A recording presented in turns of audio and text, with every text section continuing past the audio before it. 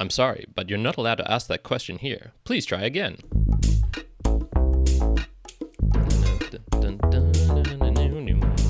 Welcome everyone to another episode of Mere Morpheus, live here on the 3rd of February 2025. As you might surmise, this is a podcast where I talk and watch my words because Big Brother AI is always watching. Okay, he's not. I'm actually pretty loose with my words usually, but I do want to talk about the topic of censorship today, and particularly how that relates to AI and why I think Morpheus AI is, and the Morpheus network is very important in solving this problem of censorship. So we've already seen this creeping into a lot of the AI models, and today I'm going to go over why censorship happens just in general, both on the personal, the small, and then the large levels. I'm also going to be talking about how I think there is only one real solution to the problem, and how Morpheus AI and the project is helping to decentralize AI and make this solution come about. So I want to start with a recent story. I like to, with these podcasts, add a human touch to it, a story of real life, something that's actually real to it. The tagline for the Mere Mortals podcast in general is effective philosophy. It's a philosophy that you can actually put into real life and do something with. So I'm going to be talking about how I kept my mouth shut and actually did some self-censorship the other day. So I was at the gym and there's this lady there, really lovely lady. I like her, chatting with her. We connect over some things. And I asked her how her Australia Day was, which was actually last week, 26th of January. Aussie, oi, oi, oi. And her reaction to this was, I asked that in the sense of how you would also ask, hey, how was your weekend? Which was the vibe I was going for. She latched onto the Australia Day portion of that and went into a bit of a mini rant about Invasion Day and how it would be impossible to have a good day on the day of invasion of Australia, etc., etc. I'm not political at all. I don't jump into these things. And so I kind of kept my mouth shut in response and was like, okay, yep, cool. Disagreed with Invasion Day being a analogy or the correct interpretation of Australia Day, but that's fine. And this is one of those times where I definitely engaged in some self-censorship there, where I was like, I'm not going to actually say my real opinion on this matter because I just wanted to be friendly and not get into an argument right at the start of the gym. Now, there's two different types of censorship that I think come up. Self-censorship is the most insidious. This is the one that I participated in and engaged in. And this is the one where it's insidious because it's mostly self-policing, and that there's no external energy or force needed to keep the enforcement of this in place. And so this is why it can be rather pernicious. And if you want to see examples of this in real life, and which I love doing because it's so ridiculous, is find your favorite YouTuber who is monetized, and you will notice that they will not say the word suicide. They will not say death. They will not say COVID. They will not say pedophilia. Probably there's a whole bunch of other words they have come across and realized that, oh, if I say this, my video gets demonetized.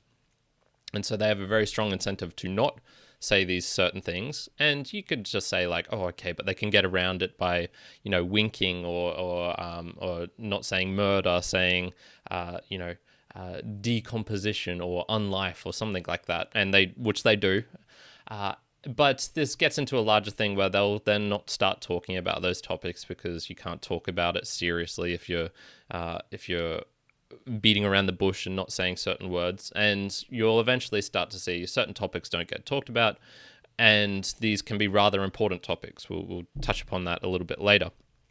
Now, with self-censorship, only individuals can really address this, and that is where you need to look at yourself and go like, okay, why is this occurring? What are the incentives around this of why I am not saying and not doing certain things? I'm going to instead focus on the censorship of others, which is the second type, and which I think can come in a couple of different forms as well, overt and covert. So this is getting really to governments and companies and governments. And I think the censorship of others follows a route something like this. You start with just base consciousness. People have consciousness, and they then have opinions based on experience and data that they've experienced throughout their life. They make value judgments on these opinions, and then they want to influence others for whether it be good or bad reasons. Sometimes it could be very selfish in nature, and sometimes it can be very selfless in nature. That is typically the broad general path of how you'll get to wanting to censor others and other things, because usually it's for the greater good sort of deal, or it's for the only good, this is why we need to do this sort of thing. And when we get into groups, this gets abstracted away from an individual, and this is where it gets really hard to pinpoint a source for censorship of a topic. And so when I'm talking about groups, I'm talking about things like the military industrial complex, or big pharma, or the Davos crowd, or whatever it is. You'll tend to see there is a conglomeration of people, and there's a force somehow which says this and maybe this is behind closed doors. Maybe it's not even behind closed doors, and it's just a feeling in the air of certain people making actions, and it becomes into a real force that actually affects people in the real world. And it can be rather indiscriminate and can commit what I think are rather real injustices. Ross Ulbricht in recent news got freed, pardoned by the US president, and he was censorship is probably not the right word for what was happening to him, but he got persecuted for having an open free market for people to trade on. I actually personally went to a Julian Assange rally a couple of years ago. This was before he was freed as well, and I would argue that the reason that both of them, but particularly Assange, got put into jail and was persecuted was he was just sharing some facts, and that those facts were rather uncomfortable to a lot of governments, and especially the US, and that he needed to be stopped. What's the best way of censoring someone? Well, jail's a pretty good option if you can do that. But then there are some other methods that are doing similar things can happen. How does this relate to AI? Well, I hope I don't need to go into the numerous, rather humorous examples of models simply refusing to answer questions or giving the most ludicrous responses in return. And you might think of these as sometimes as the altered models. There's a particular word for it. The non-jailbroken models. These are the ones you'll see from the bigger companies. Amusing and worth the ridicule when you ask DeepSeek what happened about the Tiananmen Square, and it refuses to answer, or asking for historical figures, and then they as an image AI prompt, and it turns them into black people or something like that, and historical figures who were white, and this is the overt kind. This is where you can see it out in the open, and it's like, this is kind of funny. The covert kind, I think, is the more worrisome, and this is when it's worrisome because behind the scenes companies are told to do X, Y, and Z, and you're in big trouble when it's the overt kind, but you actually can't ridicule it. And so this is where you get into the crazy stuff like the Gulag Archipelago, where everyone knows it's a sham, but you can't state the fact that it's a sham because it's a weird dystopian world that you get into there. What happens, I think, a lot over history is when there are new methods of communication and even old ones. This is where censorship tends to come in, because this is how humans communicate with each other, and it's particularly in the age of modern technology. They go after the companies or the places where this technology is congregated. So some examples from history are the Pentagon Papers suppression. When Daniel Ellsberg was trying to release them, newspapers were trying to put this out, and the government's like, no, we're not allowing that. The US government, that being. try any of the propaganda from World War One, World War Two. If you started up a new a company or a new newspaper and a pamphlet or something like that, which was critical of the governments, no, that's not allowed. How about even in Homage to Catalonia, George Orwell's book? He talks about the very first thing that happened when the anarchists and the communists had some infighting. They immediately go to like the telegraph and the radio companies and take over the physical offices there to then be able to put out the message that they want to put out and silence the other ones.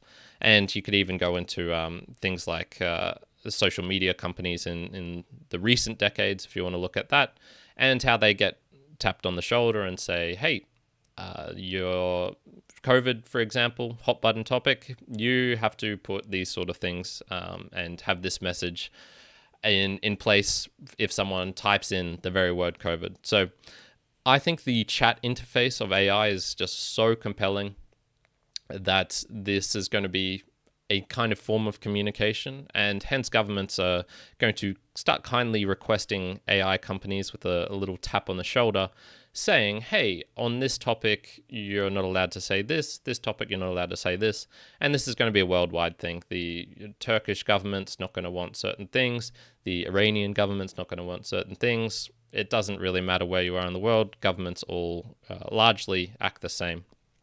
So we're going to see some censorship of AI, and that's going to be occurring because there are a bunch of big companies.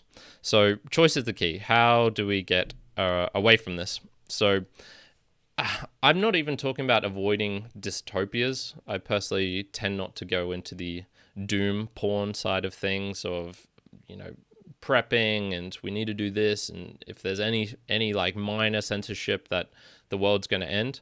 But we can certainly see there are plenty of examples of history of just suboptimal outcomes. Try reading the book Merchants of Doubt, for example, and you can see that the smoking companies purposefully misled people, purposefully obfuscated the public debate about the link between smoking and cancer in particular, and lung cancer. And you can see, okay, a lot of people were misled, hence leading to a lot more smoking, hence leading to a lot more dying, or at least continued smoking, when there's no need for that. So I believe choice and decentralized AI is the answer for this. And choice and access to that choice is key. So not only do we need the physical infrastructure decentralized, but also the inference, the agents, and then also the access to these agents, and how a layperson can access the information that is provided by artificial intelligence and these large language models. So this is where we step into Morpheus. And how does More help provide choice? I think the infrastructure, the inference, and even the agents, they're kind of being solved already. You can look at the numerous protocols that are trying to decentralize the infrastructure, the inference as well, and the agents. That's been like the recent popping off in terms of news. But I think it's the access to these models are what Morpheus is really distinguishing in some aspects of how it's going to change things. So at the moment, a lot of the access would be through OpenAI, through Google, through Microsoft, and something like Baidu, if you want to add a Chinese context to it. And quite simply, this is not enough choice. If you've only got 4 to 10 options, and these are all very centralized companies, they are certainly going to be getting taps on the shoulder, whether it is happening right now, whether it'll be occurring next year or the year after. It's very much coming for them when this is a new industry and there is a lot of centralization around certain things. The More token, was created to align these incentives amongst these different groups, this being the infrastructure, inference agents, and the general lay people to get access to this. And I view it very much the same as how the Bitcoin protocol, the Bitcoin token, if you want to call it that, coin, is doing similar things to incentivize the miners, the nodes, the Bitcoin core developers, the sexers, and then even the average layperson, so that the everyday average person can access, maintain, utilize their Bitcoin, their money, and I think more is going to be able to do the same thing for AI access. So what will this look like? Okay, if you're looking at your screen now, I think this is probably going to be via marketplace with a rating system and choosing where to stake your more. And so if you look on your screen now, you can see a whole bunch of different projects. The more builders is almost live-ish. It's kind of live-ish. You can start staking things, although it's still so new that you're not going to be able to have this marketplace. It's like, a couple of people have congregated towards the square, but they haven't got their stalls set up, so they're just carrying their apples in a bag and things like this. So it's still very much in the early days, but I very much see there being a point in the nearish future where you can pick a specific agent and model, and that's up to you. A friend can tell you about a cool one. One can go viral. Your friend could be working on this in particular. A specific niche of a very specific use case for your industry could arise, and you go, oh, I want access to that one. And this is what I think is only helpful for humanity as large by having access to choice. That is the only way to get around censorship, because there is always going to be people, individuals who are not saying certain things, and the only way around this is by just having more access to different opinions, different even methods of thinking. And so I was even thinking perhaps like I could create a Kyrin AI to be specifically trained on Morpheus related things, and then on all the podcasts I've done over the years. And that would be a decent place for an explainer of you type in a question about the Morpheus, and it'll give a version of what I would roughly say, rather than me having to answer your individual questions, which I am happy to do if you join me live, but not all the time, not while I'm sleeping. I'm not going to wake up for that. So I imagine a world with many, many models, some that you will use impersonally and which are trained on the large scale humanity as a whole. What does humanity think about XYZ topic? And then some which will be very, very personal, and that for those who care will probably get down to the decentralization of running on bare metal. That's definitely not going to be a majority, but I think choice is the key of being able to access these things and being able to use versions where if you go, oh, you know what, I don't like this, it's not answering this sort of question, let me try another one. Okay, it answers in a way which I know to be true, or and then you can then trust for other things. For a real example of this right now, try out Venice.ai. If you get a pro account, and even if you don't have a pro account, there's still a couple of options in the settings where you can choose the model that you want to use. Some are for faster models, some are for the more uncensored, some are for better trained, less better trained. There's all sorts of various things you can get into there. And once again, I think choice is the key. This is the real critical aspect of why decentralization and why decentralization of AI is needed, is just to be able to give more choice, to have a marketplace to be able to access things. I'm going to give a little bit of credit here and a little bit of time to this argument, but can censorship be good? I've painted it as a very negative light, government stepping in to tell me what I can and can't access and what I should and shouldn't think. But could this actually be a good thing? Yes, but no. And so yes, in that you can find an individual case at any given point of history and time of where accessing and not having access, i.e. censorship, of certain topics is a good thing. So, for example, almost anything related to kids and to specific stuff which probably should not be told to them at certain ages, because it will harm their mentality. It will harm their, perhaps future prospects of life, of information which is very nuanced and that their brain can't comprehend. Sure, you can find this at any special time. And not just kids, but vulnerable people in general, or people who you think, okay, this is not going to be helpful to them, and I need to protect them from this. No, in that, so yes, censorship is great. No, when it comes to the larger scale, widespread censorship, because it becomes very sweeping, it becomes weaponized and unhelpful. So, Australia has just passed some laws in the last couple of months related to access of kids, so those under 16, to social media. I haven't dived into it fully, so, is WhatsApp a social media network? Is YouTube a social media network?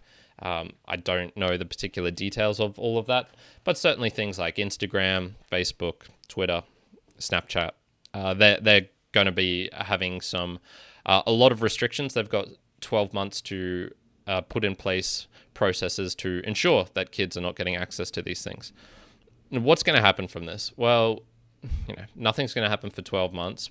Then they'll start to roll out certain measures which are almost certainly going to inconvenience a whole lot of people who want to use these things. And ultimately, I would be willing to bet that it's going to have just negative consequences, because they're too sweeping, they're too general. They're trying to censor, I guess, kids from the bad things that happen on social media, is what the reasoning for why that got passed. So I like to use my brother as a litmus test for many topics. He's 6 years younger than me. He's in the Gen Z cohort, and he was asking me the other day of some humorous reasons for, and semi-serious reasons of why AI, he can't access certain things. He's in his mid-20s for context.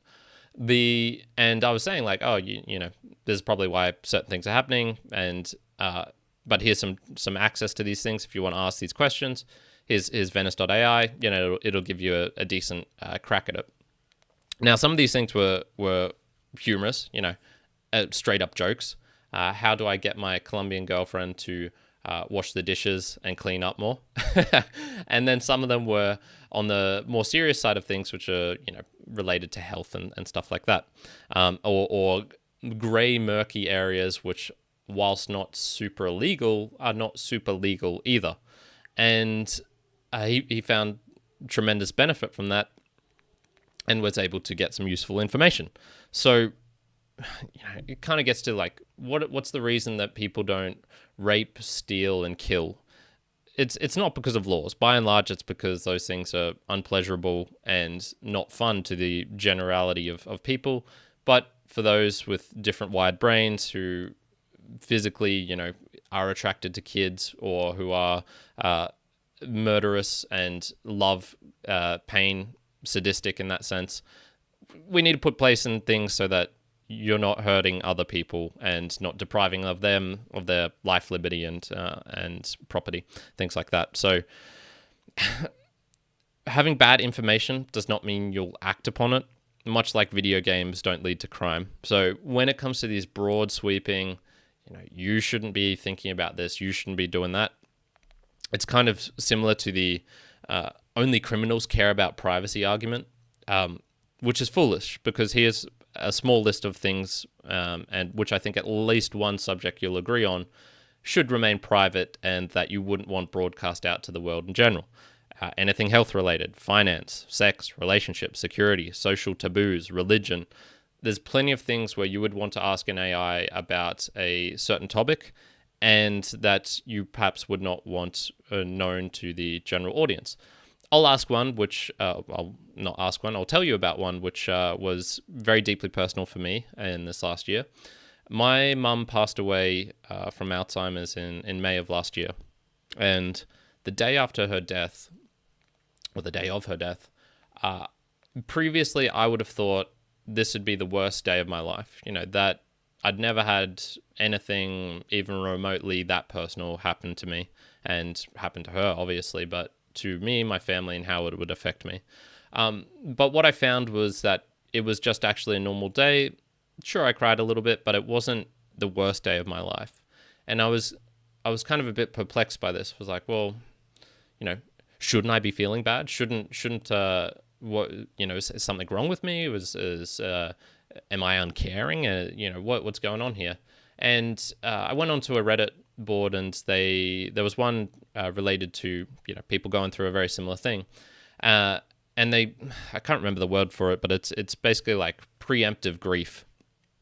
When you have a family member who's going through Alzheimer's or something like that, you lose them both in their mind and then eventually in their body. Well, eventually in their mind a long time before their body actually is passed away and has ceased living. And this very much happened with her. My mom, I lost her a long time before she physically passed away. I would say 8 months-ish to put a rough cap on it. And I did a lot of grieving through that process so that when she actually did pass away, it was not the worst day of my life. These are some of the things where you want to have some privacy, and very similar to AI, there are things that you're going to want to ask it which you don't want censored, which you want the realness that you can find through humans and people going through other similar things, and that whilst not the most appropriate of topic, you're not going to be talking about these things at a dinner party, and perhaps not even with close friends. But there is value in being able to access things, which is the realness. Like, what is real? Tying this all in a bow, like, how do things go bad if you have stuff that's censored? Well, if you're in a relationship and you don't talk about certain things, or your partner refuses to talk about certain things, it's not going to just magically fix itself. You got a lump in your neck, it's probably not just going to magically go away.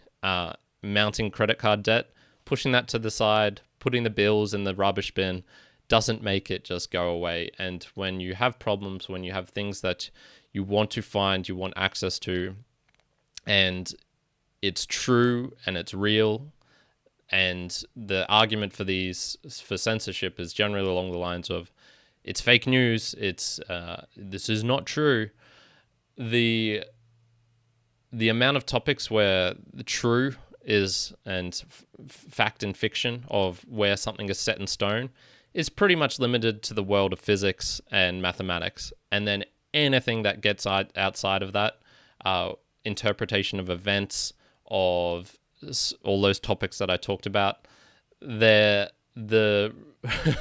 the things that you could get unanimous decisions on that are 100% correct, in fact, and don't need to be censored.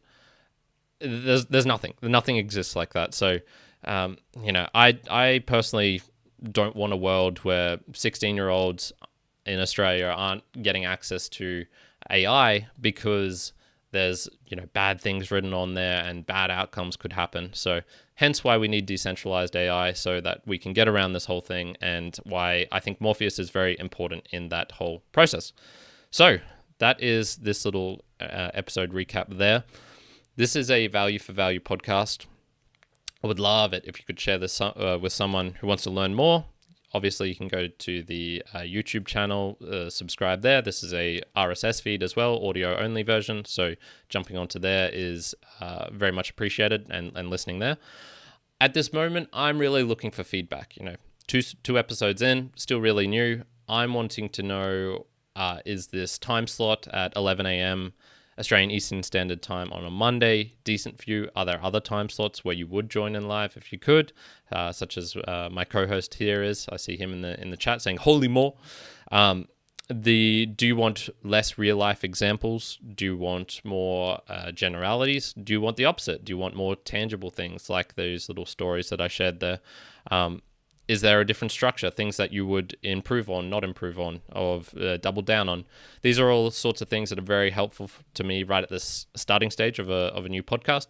So reaching out to me via any of these social media networks, joining the Discord, leaving a comment is very, very much appreciated. So we'll leave it there for today in terms of how you can help contribute to the show. Value for value, I'm never going to have advertising nor sponsorship on here. Hence, you're never going to see any censorship, self-censorship in particular, related to certain topics. This is very much part of the reason why I do value for value. I give this available upfront, anytime, anywhere, for anyone. And all that I ask is that whatever value you received, you return it in some shape or form. We'll be talking more about how you can do that in future episodes as well. So I'm going to wrap it up here for today. Thank you very much for joining in, everyone who has. And until the next time, ciao for now. Kyrin out. Bye.